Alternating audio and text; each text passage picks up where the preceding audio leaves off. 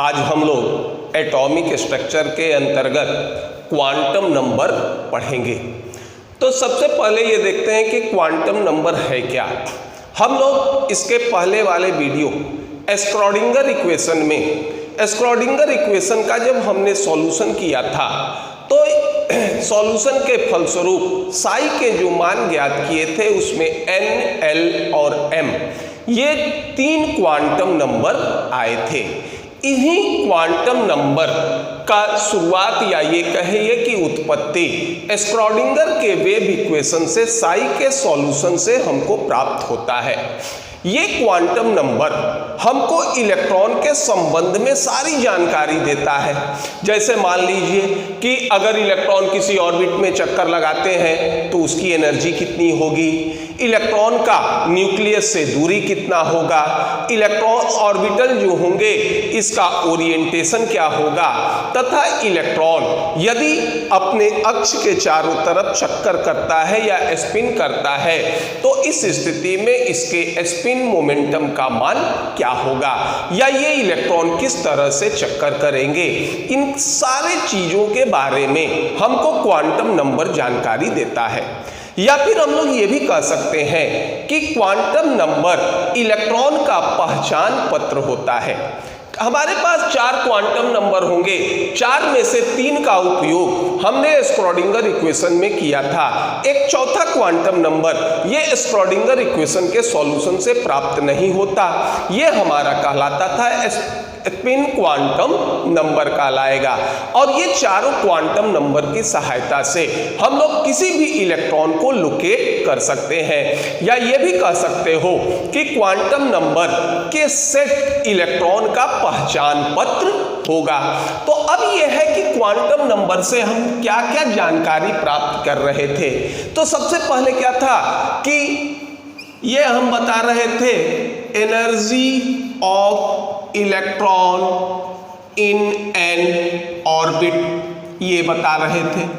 दूसरा हमने ये भी कहा था कि डिस्टेंस फ्रॉम न्यूक्लियस, इसको हम लोग ये भी कह सकते हैं डिस्टेंस फ्रॉम न्यूक्लियस, ये भी हम लोग बता सकते हैं। शेप ये बता सकते हो कि shape and orientation of orbitals, ये भी जो होगा ये बता सकते हैं। और साथ साथ ये बता सकते हैं कि spin off electron around its own axis, यानी अपने एक्सिस पर इस इलेक्ट्रॉन के स्पिन के बारे में हम बता सकते हैं। ये सारी जानकारी हमको क्वांटम नंबर से प्राप्त होता है। अब ये देखते हैं कि ये किस तरह से हम लोग इस जानकारी को प्राप्त करते हैं। इसको हम ये भी कहते हैं कि इट इज आइडेंटिटी कार्ड, या ये कहिए कि इलेक्ट्रॉन का पहचान होता है। ये हमारे 4 तरह के होते हैं। सबसे पहला होता है जिसको नाम देते हो प्रिंसिपल क्वांटम नंबर कहते हैं, और इसको हम लोग स्मॉल n से इंडिकेट करते हैं। ये हमारा स्मॉल n ये होता है प्रिंसिपल एनर्जी लेवल होता है, या मुख्य ऊर्जा का स्तर होता है। इसी को बोर्स ने ऑर्बिट कहा था। तो इसकी संख्या क्या होगी, इनफाइनाइट होगी, 1 2 3 4 5 सो ऑन इनफाइनाइट। यही हमारा मेन एनर्जी स्टेट होता था। इसी पर इलेक्ट्रॉन क्या होते थे, चक्कर लगाते थे। हम लोग ये भी जानते हैं कि फर्स्ट ऑर्बिट को K कहते हैं, सेकंड को L कहते हैं, थर्ड को M कहते हैं और फोर्थ को N कहते हैं, और इसी तरह से ये क्रम चलेगा। अब यह है कि अगर मान लो किसी को प्रिंसिपल क्वांटम नंबर या n का मान मालूम हो तो वो कितनी जानकारी दे सकता है। सबसे पहला तो ये जानकारी दे सकता है, देखो ये होगा maximum number of electron in an orbit, ये बता सकता है। ये होता है कितने के बराबर, 2n² के बराबर। जहां n हमारा क्या होगा, ये हमारा होता है प्रिंसिपल क्वांटम नंबर। अब देखिए अगर मान लो n का मान हम 1 रखते हैं तो ये क्या हो गया 2 × 1², ये हो जाएंगे क्या 2 इलेक्ट्रॉन्स। तो फर्स्ट ऑर्बिट में अधिकतम 2 इलेक्ट्रॉन रहेंगे। अगर मान लो n का मान 2 ले लेते हो तो ये हो गया 2 × 2², ये कितना होगा, ये होगा कितना 8 इलेक्ट्रॉन्स। यानी सेकेंड ऑर्बिट में अधिकतम 8 इलेक्ट्रॉन रह सकते हैं, 8 से कम रह सकते हैं, 8 से अधिक नहीं रहेंगे। ठीक उसी तरह से अगर आप n का मान 3 रख लीजिए तो ये होगा 2 × 3², ये हो जाएंगे कितने 18 इलेक्ट्रॉन्स। और अगर n का मान 4 रख लो तो ये होगा 2 × 4², ये हो जाएंगे कितने 32 इलेक्ट्रॉन। तो सबसे पहले तो जानकारी ये मिलेगा कि फर्स्ट ऑर्बिट में अधिकतम 2 इलेक्ट्रॉन रह सकते हैं, सेकंड में 8 रह सकते हैं, थर्ड में 18 रह सकते हैं, फोर्थ में 32 या 32 रह सकते हैं और फिफ्थ में 50 रह सकते हैं। ये इलेक्ट्रॉन की मैक्सिमम संख्या होगी, इसके बराबर रह सकता है, इससे कम रह सकता है, लेकिन इससे अधिक नहीं रहेगा। दूसरा देखो ये बता सकते हो कि डिस्टेंस फ्रॉम न्यूक्लियस, ये देखो ये बराबर ये था r बराबर 0.529 एंगस्ट्रम इंटू n²/z, जहां n जो होंगे ये बताएंगे किसको, ये बताएगा प्रिंसिपल क्वांटम नंबर। और यही r, ये r किस चीज को बता रहा था, डिस्टेंस फ्रॉम न्यूक्लियस बताएगा। और एटम को हम कंसीडर करते हैं स्फेरिकल कंसीडर करते हैं, तो अगर रेडियस मालूम हो जाए तो स्फेयर का वॉल्यूम होता है 4/3 πr³।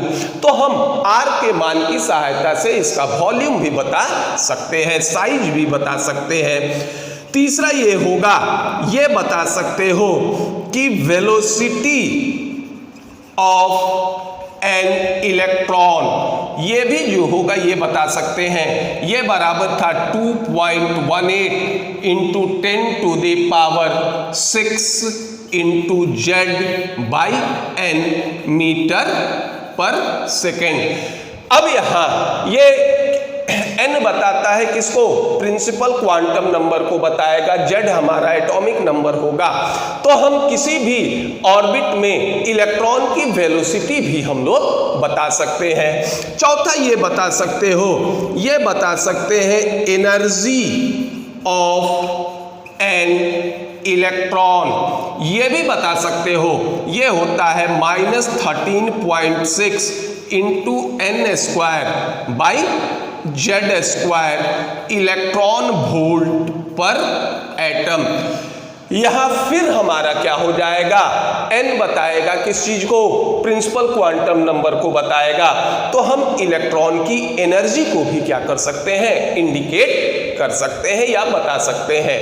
इससे अधिक और भी हम लोग ये बता सकते हैं कि हमने बोर्स के एटॉमिक मॉडल में ये पढ़ा था कि स्पेसिफिक ऑर्बिट की एनर्जी क्या होती है, निश्चित होती है। तो ऑर्बिट की एनर्जी हम किससे ज्ञात कर लेंगे, अगर हमको प्रिंसिपल क्वांटम नंबर का मान मालूम हो उससे हम एनर्जी ज्ञात कर लेंगे। और एनर्जी डिफरेंस भी हम लोग ज्ञात कर सकते हैं, अधिक में से कम की एनर्जी को क्या करेंगे, घटा देंगे। अगर इलेक्ट्रॉन लोअर एनर्जी स्टेट से हायर एनर्जी स्टेट में जाता है तो उसके अमाउंट के बराबर एनर्जी एब्जॉर्ब कर लेगा, और अगर हायर से लोअर में आता है तो इसके अमाउंट के बराबर एनर्जी क्या करेगा, ये रिलीज कर देगा। और ये जानते हैं कि इमिशन ऑफ एनर्जी या एब्जॉर्प्शन ऑफ एनर्जी किसके रूप में होता है, फोटॉन्स के रूप में होगा, जिसकी एनर्जी क्या होगी, hν, या फिर ये बराबर हो जाएगा किसके, hc/λ के। तो इस एनर्जी का मान किस पे निर्भर करेगा, प्रिंसिपल क्वांटम नंबर पे। h हमारा प्लैंक्स कांस्टेंट होता है, इसका वैल्यू निश्चित होगा। तो फ्रीक्वेंसी ऑफ फोटोन, साथ साथ वेवलेंथ ऑफ फोटोन भी बता सकते हैं, जो ट्रांजिशन के लिए उत्तरदायी होगा या ट्रांजिशन के लिए रेस्पॉन्सिबल होगा, ये वैल्यू हम बता सकते हैं। तो अगर किसी को प्रिंसिपल क्वांटम नंबर का मान मालूम हो तो वो हमको इतनी जानकारी दे सकता है। तो अब पहले इसको नोट डाउन कर लीजिए। अब ये हमारा फर्स्ट क्वांटम नंबर हो गया, जिसको कहे थे क्या, प्रिंसिपल क्वांटम नंबर।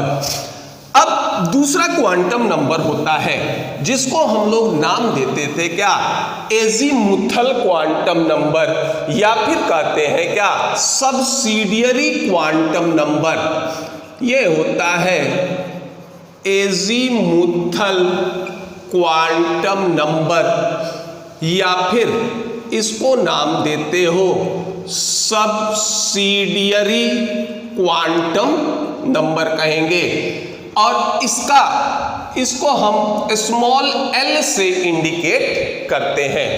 इसको हम सब्सिडियरी इसलिए कहते हैं क्योंकि ये प्रिंसिपल क्वांटम नंबर का सब्सिडियरी क्वांटम नंबर है। अब देखो यहां पर एक चीज ये था कि हमने जब प्रिंसिपल क्वांटम नंबर देखा तो ये कहे थे कि ये हमारा क्या होता है, मेन एनर्जी स्टेट होता है। अब अगर मान लीजिए इलेक्ट्रॉन न्यूक्लियस के चारों तरफ अगर चक्कर लगाते हैं तो इसका इलेक्ट्रॉन की कुछ ऊर्जा उस चक्कर लगाने में खर्च होगी, और इसको नाम देते हो क्या, ऑर्बिटल एंगुलर मोमेंटम कहेंगे। या ये कह सकते हो कि ए portion of energy associated with electron round the nucleus, this orbital motion is called orbital angular momentum। जैसे इसको इस तरह से भी जो होगा ये कह सकते हैं कि ए portion of energy, A portion of energy of electron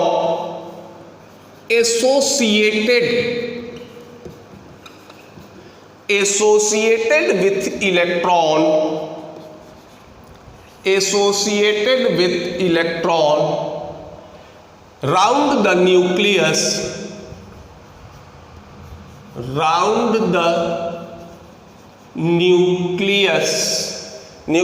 this orbital motion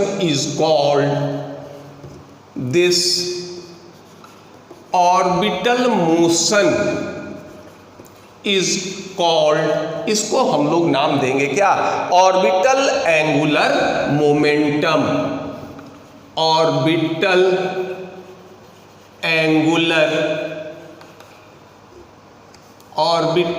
angular momentum, इसको हम लोग नाम देते हैं क्या, ऑर्बिटल एंगुलर मोमेंटम कहेंगे। अब ये था कि इलेक्ट्रॉन की एनर्जी का कुछ भाग जब इलेक्ट्रॉन न्यूक्लियस के चारों तरफ चक्कर लगाते हैं तो इसमें क्या हो जाता है, संबंधित हो जाते हैं, और इस ऑर्बिटल मोशन को हम लोग कहेंगे क्या, ये कहेंगे ऑर्बिटल एंगुलर मोमेंटम। और एंगुलर मोमेंटम ऑफ इलेक्ट्रॉन ये होता है एंगुलर मोमेंटम ऑफ इलेक्ट्रॉन, ये बराबर किसके होता था, ये बराबर होता है L प्लस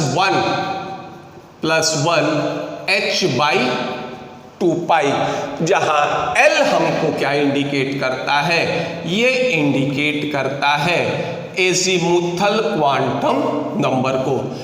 आगे हम लोग इसी में देखेंगे कि L का मान 0 होता है किसके लिए, S के लिए।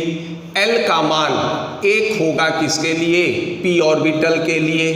L का मान 2 होगा d ऑर्बिटल के लिए, और L का मान 3 होगा क्या, f ऑर्बिटल के लिए।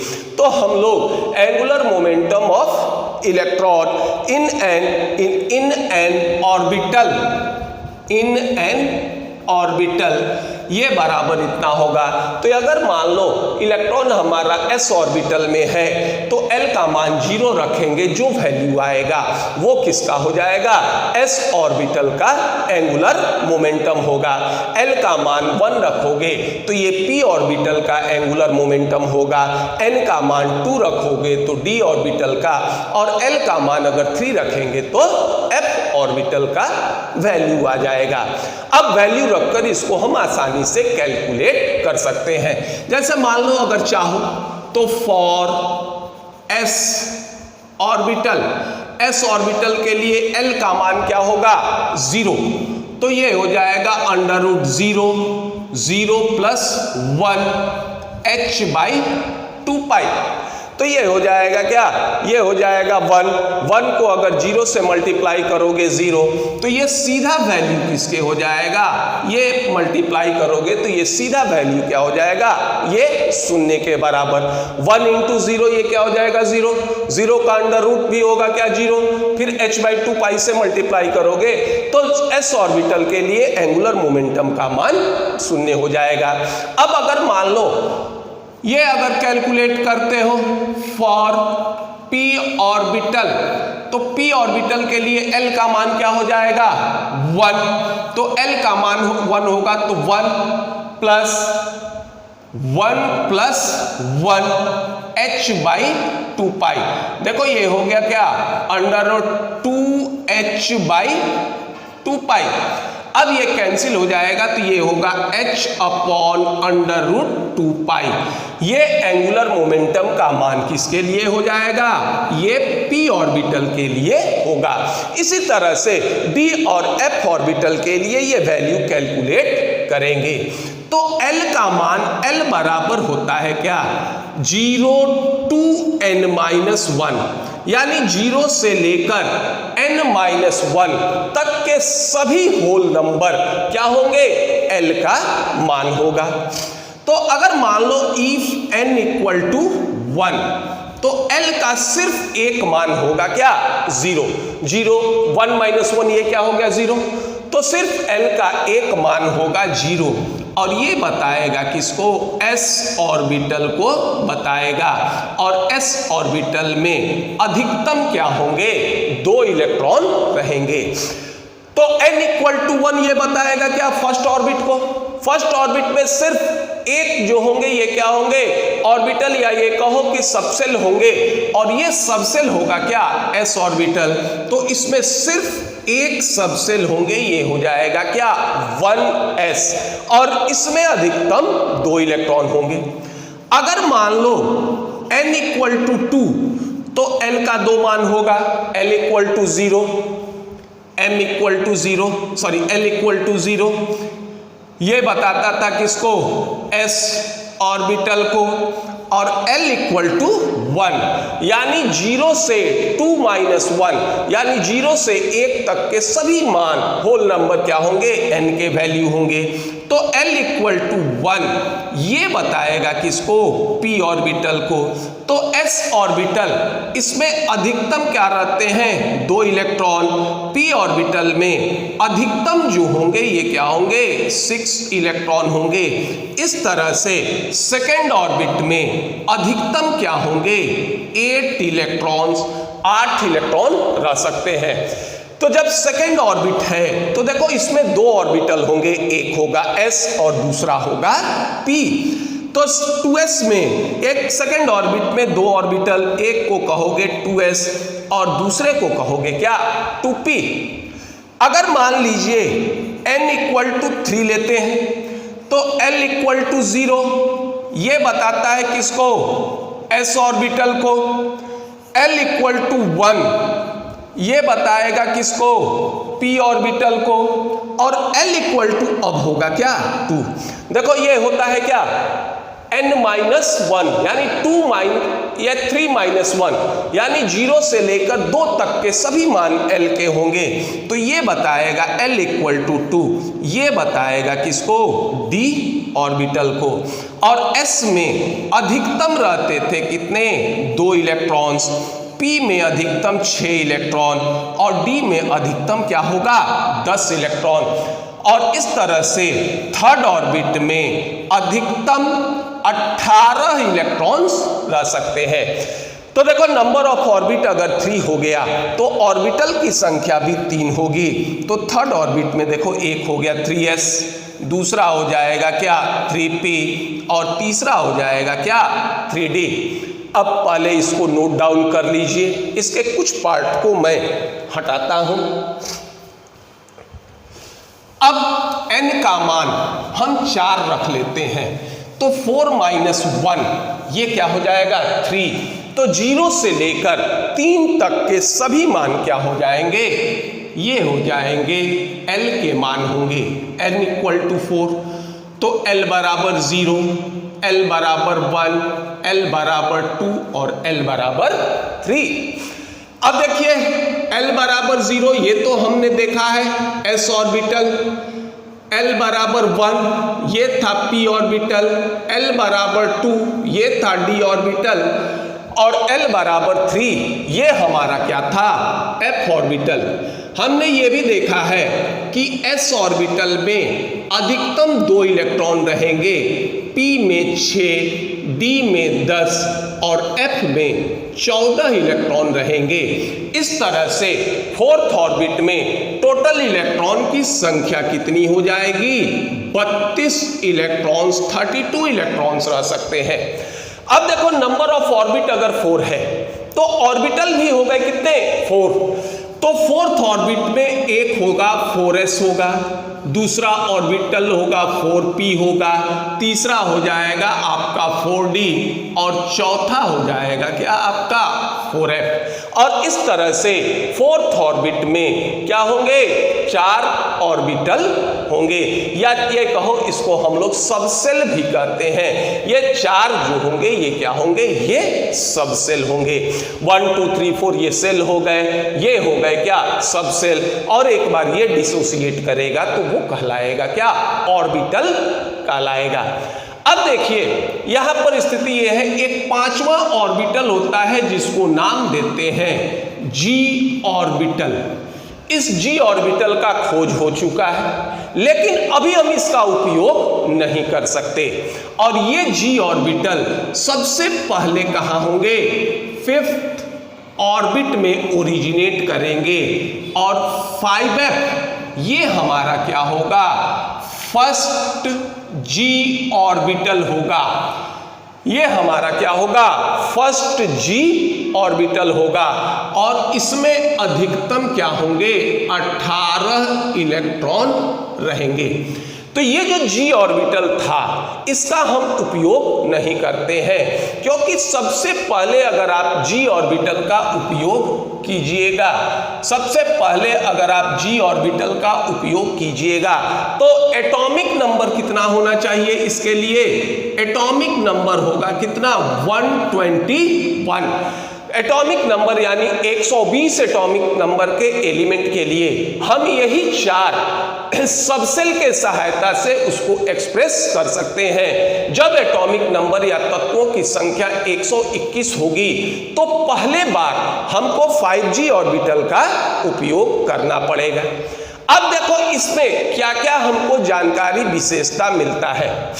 अब देखिए अगर ऑर्बिट की संख्या 1 है तो अगर मान लीजिए ऑर्बिट हमारा 1 है तो सबसेल हमारे क्या है 1। अगर मान लीजिए ऑर्बिट 2 है सबसेल हमारा क्या है 2। ऑर्बिट 3 है तो सबसेल 3 है, ऑर्बिट 4 है तो सबसेल 4 है। यानी number of orbit is equal to number of subshell, इसके क्या होंगे बराबर होंगे। ऑर्बिट और सबसेल दोनों जो होगा बराबर होगा। 5th ऑर्बिट में 5 सबसेल होंगे, 6th ऑर्बिट में 6 सबसेल होंगे। ये अलग बात है कि हम इस सबसेल का उपयोग करें या फिर नहीं करें। दूसरा देखो फर्स्ट ऑर्बिट या एस ऑर्बिट, एस सबसेल सबसे पहले जनरेट करता है किसमें फर्स्ट ऑर्बिट में। यह जो होगा पी सबसेल कहां जनरेट करता है या ऑर्बिटल कहां जनरेट करता है सेकंड में। डी ऑर्बिटल कहां जनरेट करेगा थर्ड ऑर्बिट में। f ऑर्बिटल सबसे पहले कहां जनरेट करेगा, 4th ऑर्बिट में। g ऑर्बिटल सबसे पहले कहां जनरेट करेगा, 5th ऑर्बिट में। तो ये होता है आपका, ये कह सकते हो फर्स्ट s ऑर्बिटल, ये हो जाएगा फर्स्ट s ऑर्बिटल, ये होगा 1s। उसी तरह से फर्स्ट p ऑर्बिटल ये हो जाएगा 2p, फर्स्ट d ऑर्बिटल ये हो जाएगा 3d, और ये होगा फर्स्ट f ऑर्बिटल ये होगा 4f, और ये कहोगे कि फर्स्ट g ऑर्बिटल ये होगा 5f। तो इस तरह से ये कह सकते हो कि फर्स्ट ऑर्बिट में p, d, f और g ऑर्बिटल जो होंगे ये क्या होंगे, ये नहीं पाए जाएंगे। सेकेंड ऑर्बिट में d, f, g ऑर्बिटल जो होंगे ये नहीं पाए जाएंगे। थर्ड ऑर्बिट में f और g ऑर्बिटल नहीं पाए जाएंगे। फोर्थ ऑर्बिट में g ऑर्बिटल नहीं पाए जाएंगे, और इसमें जो होगा ये क्या होंगे, सारे ऑर्बिटल पाए जाएंगे। तो हमको इतनी जानकारी प्राप्त होता है, किससे, इतना जानकारी प्राप्त होता है एजीमुथल क्वांटम नंबर, या फिर ये कह सकते हो सब्सिडियरी क्वांटम नंबर से प्राप्त होता है। अब पहले इसको नोट डाउन कर लीजिए। हम लोग दो क्वांटम नंबर देखे, एक था प्रिंसिपल क्वांटम नंबर, दूसरा था एजीमुथल क्वांटम नंबर। अब ये देखते हैं कि इसका मान किस तरह से याद करते हैं। मान लो जब भी हम लोग कोई ऑर्बिटल लिखते हैं, मान लीजिए हमने ये लिखा ऑर्बिटल 1s, 3p, मान लो 4d, 5f, 6s, इस तरह से अगर हम ऑर्बिटल लिखते हैं, तो जब भी कोई ऑर्बिटल लिखोगे तो सबसे लेफ्ट साइड में एक संख्या मिलेगा, एक नंबर मिलेगा, और इसके बाद 4 अल्फाबेट मिल सकते हैं, आइदर S हो सकते हैं, और P हो सकते हैं, और D हो सकते हैं, या फिर F हो सकते हैं। अब हम लोग जो संख्या होता है बाईं तरफ, जैसे मान लो 1s लिखे, तो इसके तरफ जो संख्या होगा ये क्या है, 1, ये वैल्यू बताएगा किसके, n के मान को बताएगा। तो 1s के लिए n का मान 1 होगा। अब मान लो हमने ये लिखा 3p, तो 3p अगर लिखते हैं तो इसके लेफ्ट साइड में संख्या क्या है, 3, तो इसके लिए n का मान होगा 3। ठीक उसी तरह 4d के लिए n का मान क्या हो जाएगा, ये n इक्वल टू 4। 5f के लिए n का मान हो जाएगा 5, और 6s के लिए n का मान होगा 6। तो इस तरह से हम n का मान याद कर सकते हैं। जब भी कोई ऑर्बिटल लिखेंगे तो इसके बाईं तरफ जो भी संख्या होगा वो हमारे n के मान को बताएगा। अब दूसरा हमने देखो, याद करो एजीमुथल क्वांटम नंबर में देखा था कि s के लिए l का मान कितना होता था, 0, p के लिए l का मान होगा 1, d के लिए l का मान होता है 2, और f के लिए n का मान होता है कितना, 3 होता है। तो अब ये कह रहे थे कि संख्या के बाद या तो s लिखा होगा, या p होगा, या d होगा, या f होगा। तो s के लिए l का मान हो जाएगा 0, p के लिए 1, d के लिए 2, और f के लिए 3। तो अब देखो s है तो ये क्या होगा, s है तो l का मान 0, p है तो ये हो गया l का मान 1, d है तो l का मान हो गया 2, f है तो l का मान हो गया 3, और s है तो फिर l का मान हो गया कितना, 0। तो n equal to 1, l equal to 0, ये बताएगा किसको, n equal to 1, l equal to 0, ये बताएगा आपका 1s ऑर्बिटल को। अगर मान लो यही n equal to 3, l equal to 1, तो ये बताएगा किसको, 3p ऑर्बिटल को बताएगा। अगर मान लो n equal to 4, l equal to 2, ये बताएगा किसको, 4d ऑर्बिटल को बताएगा।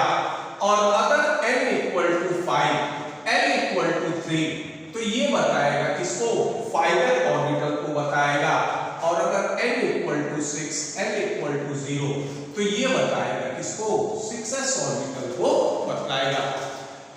तो इस तरह से अगर मान लो हमको ऑर्बिटल दिया हो तो हम इसके लिए n और l का मान बता सकते हैं, और अगर देखिए n और l का मान दिया हो तो हम इससे ऑर्बिटल भी बतला सकते हैं। जैसे मान लो एक क्वेश्चन हम यूज कर ले रहे हैं कि find the orbital whose value of n and l given। जैसे मान लो n equal to 2, l equal to 1, n equal to 3, l equal to 2, n equal to 5, l equal to 3, n equal to 7, l equal to 1। अब देखो n equal to 2, l equal to 1, ये देखिए किस orbital को बताएगा। 2 हो गया हमारा क्या, ऑर्बिटल के बाईं तरफ लिखा हुआ संख्या। l equal to 1 ये बताएगा किसको, p ऑर्बिटल को। तो n equal to 2, l equal to 1 ये बताएगा 2p ऑर्बिटल को। अब देखो n equal to 3, l equal to 2, n equal to 3 ये हो गया third orbit. l equal to 2 ये बताएगा किसको, d ऑर्बिटल को। तो l equal to 2 के जगह लिखेंगे d, ये बता दिया किसको, 3d को। n equal to 5 ये हो गया हमारा fifth orbit. l equal to 3 ये देखो ये बताएगा किसको, f को। तो 3 के जगह लिख लिए f, तो n equal to 5, l equal to 3 ये बताएगा किसको, 5th ऑर्बिटल को बताएगा। और अगर n equal to 7 है तो l equal to 1 ये बताएगा किसको, p ऑर्बिटल को। तो ये हो जाएगा 7p। तो इस तरह से अगर n और l का मान दिया हो तो हम इसके स्पेसिफिक ऑर्बिट को भी बतला सकते हैं। इस तरह से हमारे पास अगर कोई ऑर्बिटल होगा तो हम इसके लिए n और l का मान बता लेंगे। अब इसको पहले नोट डाउन कर लीजिए। अब इसके बाद तीसरा क्वांटम नंबर होता है जिसको हम नाम देते हैं मैग्नेटिक क्वांटम नंबर।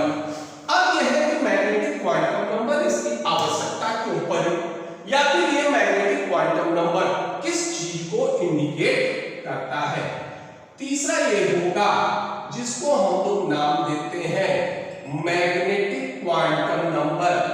इसको हम स्मॉल m से इंडिकेट करते हैं। अब यह है कि मैग्नेटिक क्वांटम नंबर क्या चीज है, इसकी आवश्यकता क्यों पड़ी। अभी हमने एक टर्म देखा था, ये था क्या, एंगुलर मोमेंटम।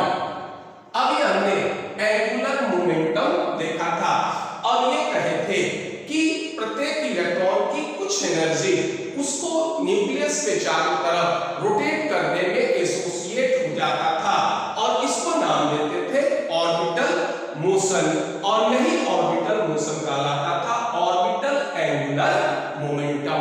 और एंगुलर मोमेंटम बराबर होता था अंडर l plus 1 h/2π। तो एंगुलर मोमेंटम जो होते हैं ये क्या होते हैं, वेक्टर क्वांटिटी होते हैं। ये जो होंगे ये क्या होंगे, वेक्टर क्वांटिटी होंगे। तो वेक्टर क्वांटिटी के लिए जरूरी है कि जो भी वेक्टर क्वांटिटी होते हैं इनका मैग्नीट्यूड भी होना चाहिए और साथ साथ जो होगा इनका डायरेक्शन भी होना चाहिए। तो अगर ये वेक्टर क्वांटिटी है तो एंगुलर मोमेंटम का क्या होना है, ये मैग्नीट्यूड भी होना है और साथ साथ जो होगा इसका क्या होगा, ये डायरेक्शन भी होगा। तो एंगुलर मोमेंटम का जो मैग्नीट्यूड होता था इसको हमने देखा है इसमें तो हमने पढ़ा है अभी किसमें, ये एजीमुथल, इसको हमने पढ़ा है किसमें, एजीमुथल क्वांटम नंबर से में देखा है। और ये जो डायरेक्शन होता है यही एंगुलर मोमेंटम का जो डायरेक्शन होगा ये बताएगा क्या, ये बताएगा आपको मैग्नेटिक क्वांटम नंबर बताएगा। यानी एंगुलर मोमेंटम के डायरेक्शन को बताएगा कौन, ये जो होगा या एंगुलर मोमेंटम के डायरेक्शन को डिटरमाइन करेगा कौन, मैग्नेटिक क्वांटम नंबर।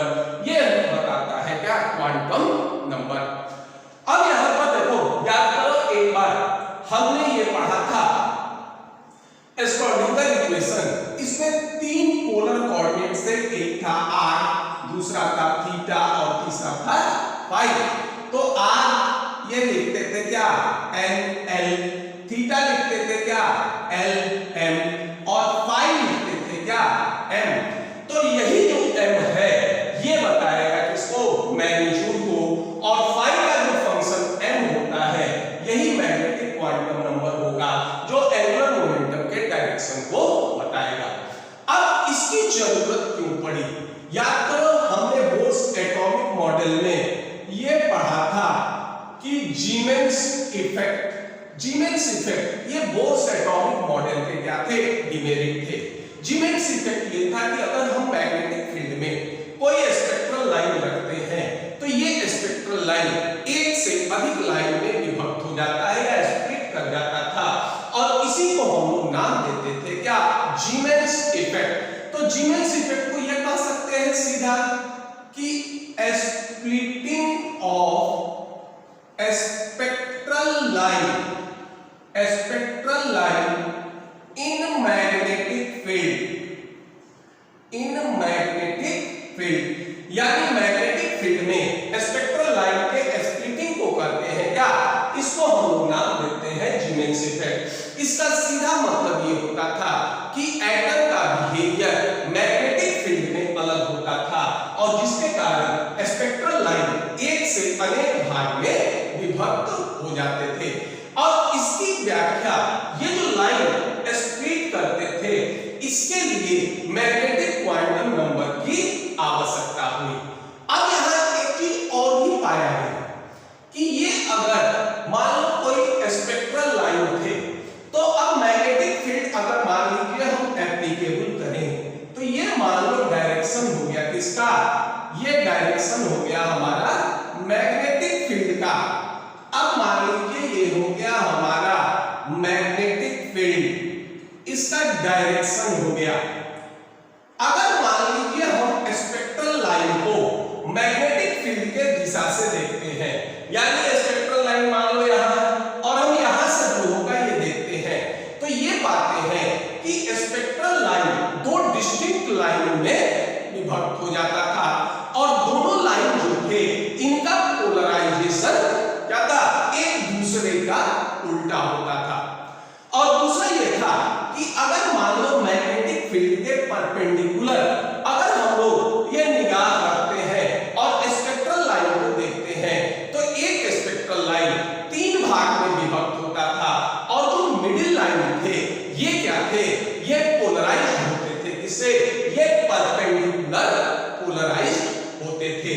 तो अब ये कह सकते हो कि ये कह सकते हैं spectral line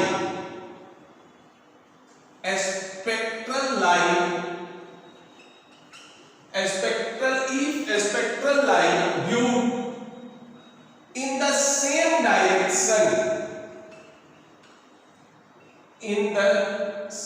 direction which magnetic field applied, which magnetic field applied। अब ये जो होता है ये कह सकते हो split into two distinct line में, और ये टू डिस्टिंक्ट लाइन में होते हैं और इनका पोलराइजेशन क्या होगा, ये क्या होंगे opposite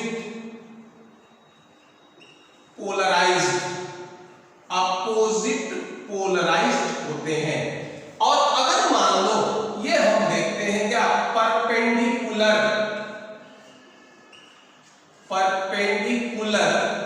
to the direction of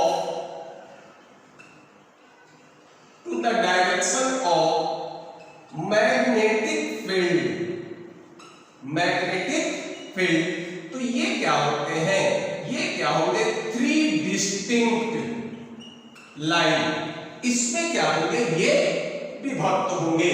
और मिडिल लाइन जो बीच का लाइन होगा, मिडिल लाइन पोलराइज्ड,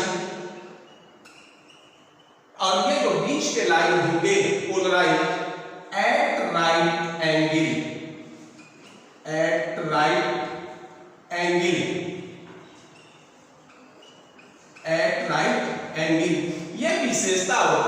किसका, यह विशेषता होता था स्पेक्ट्रल लाइन का। अब अगर मान लो मैग्नेटिक फील्ड के डायरेक्शन में देख रहे हो, ये दो डिस्ट्रिक्ट लाइन में डिवाइड होगा, विभक्त होगा, और ये दोनों एक दूसरे के क्या होगा, अपोजिट, ये पोलराइज्ड होंगे। अगर मैग्नेटिक फील्ड के डायरेक्शन के परपेंडिकुलर डायरेक्शन से अगर देखेंगे, ये तीन डिस्टिंक्ट लाइन में क्या होंगे, ये विभक्त होंगे, और जो मिडिल लाइन होगा, ये मिडिल लाइन पोलराइज्ड होगा, क्या, एट राइट एंगल पोलराइज्ड होगा। अब ये जो मैग्नेटिक फील्ड में स्पेक्ट्रल लाइन थे जो स्प्लिट होते थे, ये स्पेक्ट्रल लाइन, ये सारे स्पेक्ट्रल लाइन समान होते थे, सिर्फ इनमें एक अंतर होता था कि इनके एनर्जी में अंतर होता था। और ओरिजिनल स्पेक्ट्रल लाइन हम लोग तभी देख सकते थे जब मैग्नेटिक फील्ड अप्लाई नहीं होगा, यानी जब मैग्नेटिक फील्ड अप्लाई नहीं होगा तो मान लो ये हमारा स्पेक्ट्रल लाइन है, ये हमारे एक स्पेक्ट्रल लाइन है, ये ओरिजिनल स्पेक्ट्रल लाइन होगा, और जब मैग्नेटिक फील्ड अप्लाई करोगे तो ये मान लीजिए ये लाइन जो होंगे ये इस तरह से स्प्लिट कर गए, तो ये जो मैग्नेटिक स्पेक्ट्रल लाइन होंगे, ये स्पेक्ट्रल लाइन दोनों की ऊर्जा में, यानी कि कुछ ऊर्जा में अंतर होता है, ये इनके एनर्जी में कोई विशेष अंतर नहीं होता, इसके एनर्जी में काफी कम का अंतर होगा, और ओरिजिनल स्पेक्ट्रल लाइन तभी नजर आएंगे या ये दिखाई देंगे जब इन पर मैग्नेटिक फील्ड एप्लीकेबल नहीं होगा। तो अब पहले इसको उतार लीजिए। अब ये देखते हैं कि एंगुलर मोमेंटम ऑफ इलेक्ट्रॉन, इसको नोट डाउन कर लो। अब ये है कि एंगुलर मोमेंटम ऑफ इलेक्ट्रॉन कितने के बराबर होता है, h/2π के बराबर होगा। तो ये होता है, देखो, total angular momentum, total angular momentum of electron, ये बराबर होता है किसके, h/2π के। देखो ये ऑर्बिट होता तो ये हो जाता क्या, nh/2π, ऑर्बिट के लिए क्वांटाइज्ड होता था। अगर मान लो ऑर्बिटल था तो याद करो हमने ये कहा था √L+1 h/2π, ये भी जो होगा ये क्या होगा, ये क्वांटाइज्ड होता था। तो अब ये देखते हैं कि इसका स्पेक्ट्रल लाइन के जो कंपोनेंट होते हैं, तो ये कह सकते हो कि then the component of total angular momentum, then the component of total angular momentum in the direction of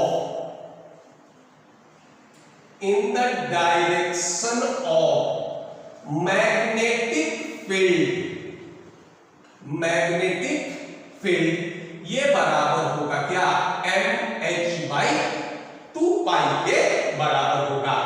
और ये जो वैल्यू होते हैं, ये mh/2π, ये क्या होंगे, ये क्वांटाइज्ड होंगे। हम पहले भी देखे थे कि क्वांटाइज्ड का मतलब क्या होता है, या तो कांस्टेंट होगा, या फिर अगर इसमें कोई परिवर्तन होता है तो ये परिवर्तन क्या होगा, किसी सिर्फ फ्रैक्शन, या ये कहो कि किसी सिंपल होल नंबर के मल्टीपल होगा। अब इसके कंपोनेंट जो थे, तो सारे मान के लिए ये क्या होते थे, ये क्वांटाइज्ड नहीं होते थे। जितने मान के लिए या जितने वैल्यू के कंपोनेंट के लिए ये क्वांटाइज्ड होते थे, और उसी को हम लोग नाम देते हैं क्या, ये number of magnetic quantum number कहेंगे। अब mh/2π ये क्वांटाइज्ड होते थे। अब मान लो m के एक मान के लिए अगर मान लो क्वांटाइज्ड होगा, m का वैल्यू 1 हो जाएगा। अगर m के दो मान के लिए अगर ये क्या हो, क्वांटाइज्ड हो, तो m का मान कितना हो जाएगा, 2 हो जाएगा। अगर m के 3 मान के लिए क्वांटाइज्ड हो तो m का मान क्या हो जाएगा, 3 हो जाएगा। तो ये कह सकते हो कि the number of possible inclinations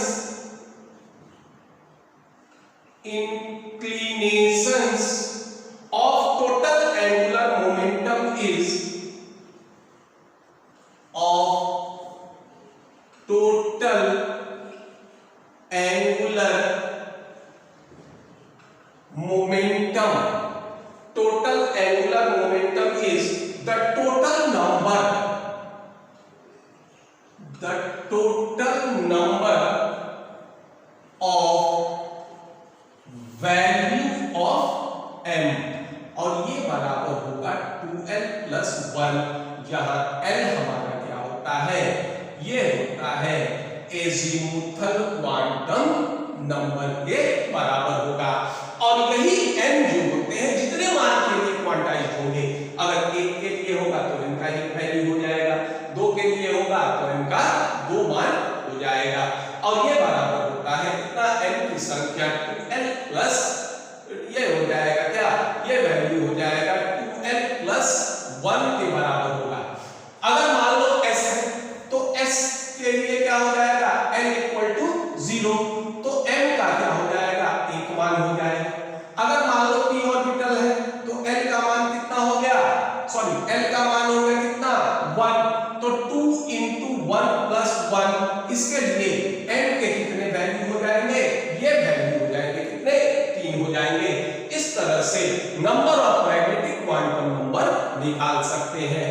और m बराबर होता है -l टू +l इंक्लूडिंग 0, यानी -l से +l साथ में 0, ये सारे मान होंगे किसके, n के मान होंगे। अब मान लो देखो n equal to 1, l equal to क्या था 0, m equal to 0, m equal to 0 के l इक्वल टू 0 होगा तो m बराबर क्या होगा, +0 0 -0, ये सारे जो होंगे ये 1 मान होंगे।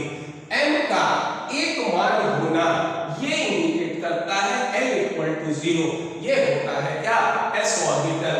तो ये हो जाएगा कि s orbital has no orientation, s orbital का मैग्नेटिक फील्ड में, इन मैग्नेटिक फील्ड को mf लिख दे रहे हैं, s ऑर्बिटल का कोई ओरिएंटेशन, या ये कहो सिर्फ वन ओरिएंटेशन इन मैग्नेटिक फील्ड, यानी ये जो नॉर्मल फील्ड में बिहेव करेगा वही मैग्नेटिक फील्ड में भी बिहेव करेगा।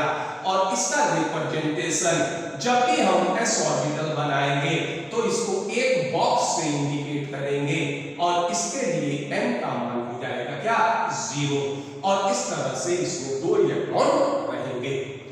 अब देखो n इक्वल टू 2 ले लो, तो l बराबर 0 होता था, l बराबर 1, तो l बराबर 0 होगा तो m बराबर 0, ये हमने देख लिया।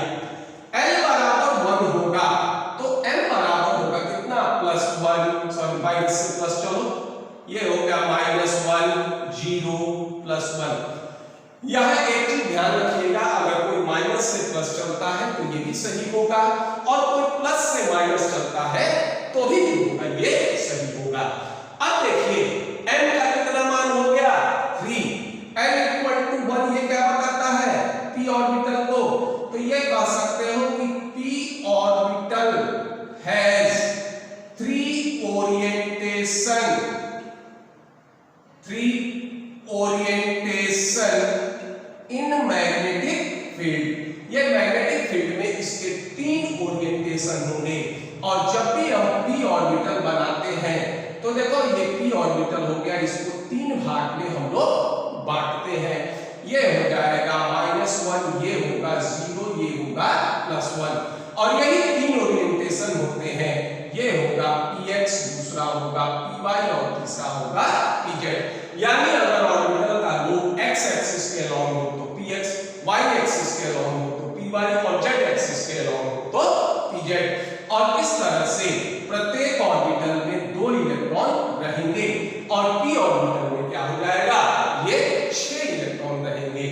अब देखो एक चीज ध्यान रखना, ये होता है क्या, एक p ऑर्बिटल, और इस तीनों को मिला दो कि px, py और pz, तो ये कहा जाएगा क्या, p ऑर्बिटल कहलाएगा, और इस तीनों की एनर्जी समान होगी, तो इसको नाम देते हैं ट्रिपल डीजेनरेट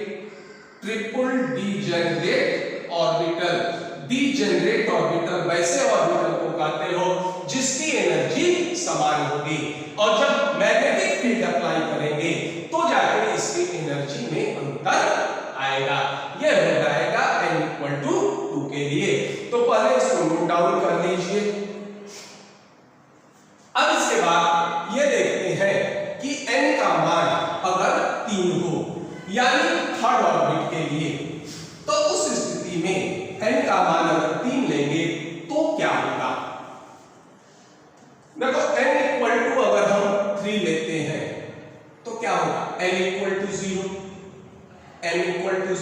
ये कंडीशन हमने देख लिया।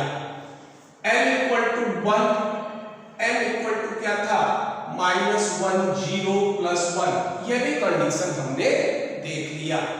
और अब ये होगा l इक्वल टू 2, तो m बराबर हो जाएगा कितना, m बराबर होगा -2 -1 0 प्लस 1 और प्लस 2।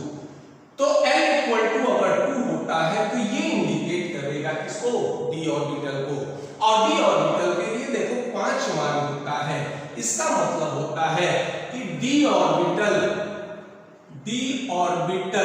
इसका क्या होगा, सीधा कह सकते हो 5 ओरिएंटेशन इन मैग्नेटिक फील्ड। इसका 5 ओरिएंटेशन होगा कहां, मैग्नेटिक फील्ड में। एक के लिए n का मान -2, देन -1 0 प्लस 1 और प्लस 2। और ये जो ओरिएंटेशन होते हैं ये कहलाते हैं dxy, dyz, dxz, dx² y² और dz²। और इसको हम लोग नाम देते हैं क्या, 5-fold degeneracy, 5-fold degeneracy। और जब भी हम d ऑर्बिटल बनाएंगे तो इसको क्या करेंगे, इस तरह से 5 भाग में बांटेंगे, -2 -1 0 प्लस 1 और प्लस 2। और यही हो गया, एक हो जाएगा आपका dxy, दूसरा हो जाएगा dyz, तीसरा होगा dxz, चौथा होगा dx² y² और पांचवा होगा dz²। और ये सारे की एनर्जी क्या होगी, समान होगी। अब एक चीज और ध्यान से जो होगा ये देख लीजिए कि इसको हम पहले भी कहे थे कि ऑर्बिट हो या ऑर्बिटल, ये हमारा क्या होता है, ये एनर्जी स्टेट होगा। जब तक एनर्जी में अंतर होगा तब तक हम ऑर्बिट को डिफरेंशिएट कर सकते हैं, ऑर्बिटल को डिफरेंशिएट कर सकते हैं। जब एनर्जी समान हो जाएगी फिर हम इसमें अंतर नहीं करेंगे। हम ये कहें कि जब d ऑर्बिटल का 5 ओरिएंटेशन होता है और ये 5 जो होंगे ये क्या होंगे, ओरिएंटेशन होंगे। अगर मान लो मैग्नेटिक फील्ड अप्लाई नहीं करते तो पांचों की एनर्जी क्या होगी, समान होगी। और हम उस स्थिति में ये नहीं बता सकते कि कौन dxy होगा, कौन dyz होगा, कौन dxz होगा, कौन dx² y² होगा और कौन dz² होगा। जब इस पर मैग्नेटिक फील्ड एप्लीकेबल करेंगे तब जाकर इसके एनर्जी में अंतर होगा, अन्यथा इसको डिफरेंशिएट करना संभव नहीं है। अब मान लो n इक्वल टू 4 तो l equal to 0, m equal to 0, इस कंडीशन को हमने देख लिया था। l इक्वल टू 1, m बराबर होता था क्या, -1 0 प्लस 1, ये भी देख लिया था। l इक्वल टू 2 तो m बराबर होगा -2 -1 0 प्लस 1 प्लस 2, ये भी कंडीशन देखा। और l इक्वल टू 3 ये बताता है किसको, f ऑर्बिटल को। तो ये हो जाएगा -3 -2 -1 0 प्लस 1 प्लस 2 प्लस 3। और इस तरह से n इक्वल टू 3 ये बताता है किसको, f ऑर्बिटल को। और ये f ऑर्बिटल को बताएगा और f ऑर्बिटल का क्या होगा, 7 ओरिएंटेशन इन मैग्नेटिक फील्ड, 7 ओरिएंटेशन इन मैग्नेटिक फील्ड में इसका 7 ओरिएंटेशन होगा। और इसको हम इस तरह से रिप्रेजेंट करते हैं, जब हम f ऑर्बिटल बनाएंगे तो इसको 7 भाग में बांटेंगे। ये हो गया -3 -2 -1 0 प्लस 1 प्लस 2 और प्लस 3। और प्रत्येक में 2-2 इलेक्ट्रॉन रहेंगे। अगर इस बॉक्स में जो इलेक्ट्रॉन आएंगे उसके लिए मैग्नेटिक क्वांटम नंबर का मान -3, इसमें आएगा तो -2, इसमें आएगा तो -1, इसमें आएगा तो 0, इसमें आएगा तो +1, इसमें आएगा +2, इसमें आएगा +3। और इस तरह से जिस ऑर्बिटल में ये पड़ेंगे उसके अकॉर्डिंग मैग्नेटिक क्वांटम नंबर का मान हम क्या करेंगे, आसानी से ज्ञात कर लेंगे। तो ये हमारा तीसरा क्वांटम नंबर होगा, मैग्नेटिक क्वांटम नंबर। यही 3 क्वांटम नंबर n, l और m, ये तीनों क्वांटम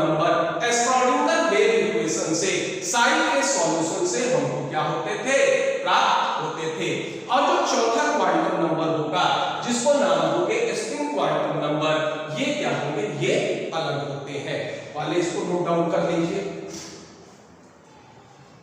अब चौथा क्वांटम नंबर होगा जिसको नाम देते हैं क्या, स्पिन क्वांटम नंबर कहते हैं। चौथा क्वांटम नंबर होगा ये कहलाएगा क्या, स्पिन क्वांटम नंबर कहलाएगा। इसको हम S से इंडिकेट करेंगे। अब यह है कि स्पिन क्वांटम नंबर है क्या। अब ये जानते हो कि न्यूक्लियस के चारों तरफ इलेक्ट्रॉन सर्कुलर ऑर्बिट में रोटेट करते हैं और साथ साथ ये अपने एक्सिस पर भी क्या करते हैं, रोटेट करते हैं। और जब ये एक्सिस पर रोटेट करेंगे तो इसी को नाम देते हैं क्या, स्पिन ऑफ इलेक्ट्रॉन। तो ये कह सकते हो कि रोटेशन ऑफ इलेक्ट्रॉन अराउंड ये electron on its own axis, इसी को नाम देते हैं क्या, स्पिन ऑफ इलेक्ट्रॉन कहते हैं।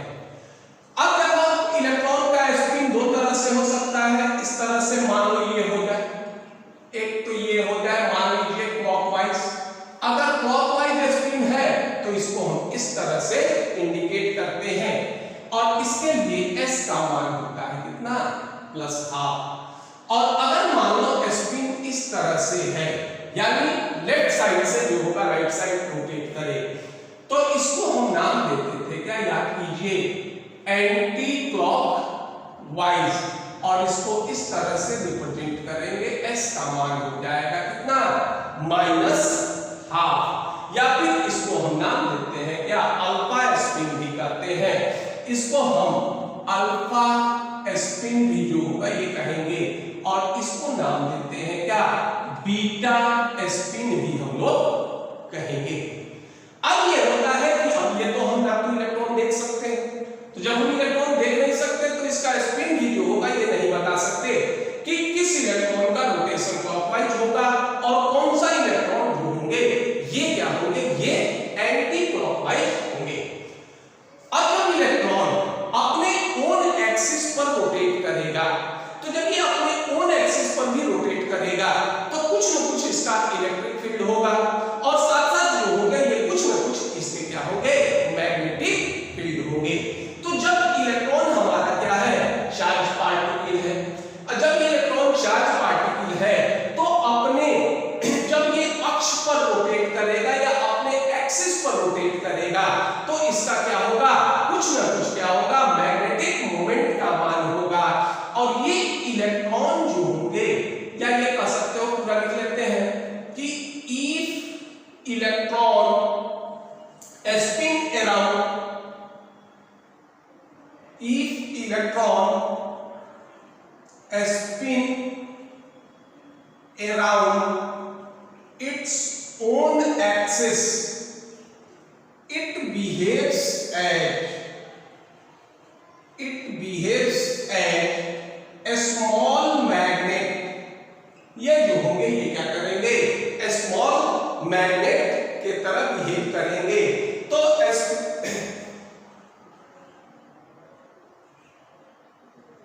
spinning of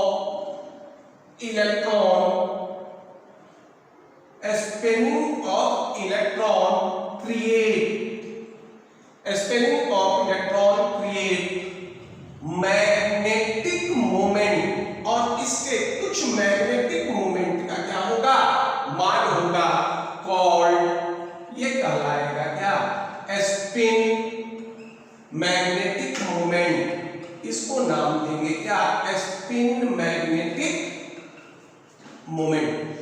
यानी इलेक्ट्रॉन हमारा चार्ज पार्टिकल है, जब ये क्या करेगा, अपने एक्सिस पर ये मूव करेगा या स्पिन करेगा तो इसका क्या होगा, मैग्नेटिक मोमेंट का मान होगा और ये स्मॉल मैग्नेट की तरह बिहेव करेगा। तो जब ये मैग्नेट की तरह बिहेव करेगा तो कुछ न कुछ इसके मैग्नेटिक मोमेंट का मान होगा और इसको नाम देते हैं क्या, स्पिन मैग्नेटिक मोमेंट का। अब देखो जब मैग्नेटिक मोमेंट होगा तो कुछ न कुछ इसके मैग्नेटिक फील्ड का क्या होगा, डायरेक्शन होगा। तो जब मान लो एक इलेक्ट्रॉन जो होंगे अगर इसका रोटेशन क्लॉकवाइज है तो कुछ ना कुछ इसके क्या होगा, मैग्नेटिक मोमेंट का क्या होगा, ये डायरेक्शन होगा। और दूसरा भी अगर मान लो क्लॉकवाइज हो, या फिर ये स्थिति है कि दोनों अगर एंटी क्लॉकवाइज हो, तो इसको नाम देते हैं क्या, पैरेलल स्पिन कहते हैं। इलेक्ट्रॉन हमारा नेगेटिव चार्ज है, सेम आवेश के बीच रिपल्सन का फोर्स वर्क करेगा, तो ये इनकी टेंडेंसी ये होगी कि ये एक दूसरे से क्या हो, अलग अलग। जब दोनों के स्पिन का रोटेशन अलग हो, समान होगा, तो एक का मैग्नेटिक फील्ड दूसरे को क्या करेगा, या दूसरे के मैग्नेटिक फील्ड में एडिशन या ये कहो कि योग कर देगा, और इस तरह से मैग्नेटिक फील्ड की इंटेंसिटी बढ़ जाएगी और इसके बीच रिपल्सन का फोर्स बढ़ जाएगा।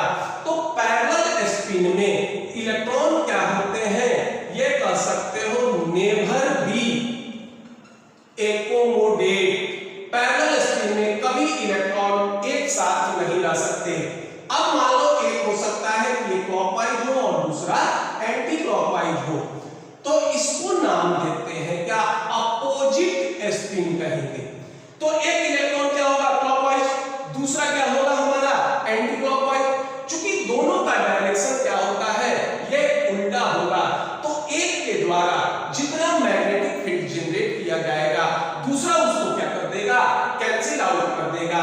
नतीजा ये होगा कि अगर इनका स्पिन अपोजिट होता है, तो इनके बीच मिनिमम रिपल्सन का फोर्स वर्क करेगा। तो एक ऑर्बिटल में always two electrons of opposite spin, ये कह सकते हैं कि two electrons of opposite spin accommodated, ये जो होंगे अपोजिट स्पिन के दो इलेक्ट्रॉन रह सकते हैं। पैरेलल स्पिन में चाहे दोनों क्लॉकवाइज हो या दोनों एंटी क्लॉकवाइज हो, नहीं कर सकते। जब भी रहेंगे तो एक क्लॉकवाइज और दूसरा एंटी क्लॉकवाइज। अब ये होता है कि जब हम इलेक्ट्रॉन का स्पिन नहीं देख सकते, तो क्या किस तरह से बता सकते हैं कि कौन सा इलेक्ट्रॉन, किस इलेक्ट्रॉन का स्पिन क्लॉकवाइज होगा और किसका स्पिन एंटी क्लॉकवाइज होगा। तो इसके लिए एक साइंटिस्ट थे जिनका नाम था क्या, हुन्स। हुन्स ने एक मान्यता दिया, उसका नाम कहते हैं क्या, हुन्स कन्वेंशन कहते हैं। इनके अनुसार इन्होंने ये कहा कि first electron of N orbital, first electron of N orbital, इसका स्पिन क्या हो जाएगा, स्पिन हो जाएगा आपका क्लॉकवाइज रिप्रेजेंटेशन, ये होगा, और s का मान हो जाएगा +12। ठीक, किसी भी ऑर्बिटल का पहला इलेक्ट्रॉन, इसका स्पिन होगा क्लॉकवाइज, रिप्रेजेंटेशन ये होगा, और s का मान होगा +12। और इफ इलेक्ट्रॉन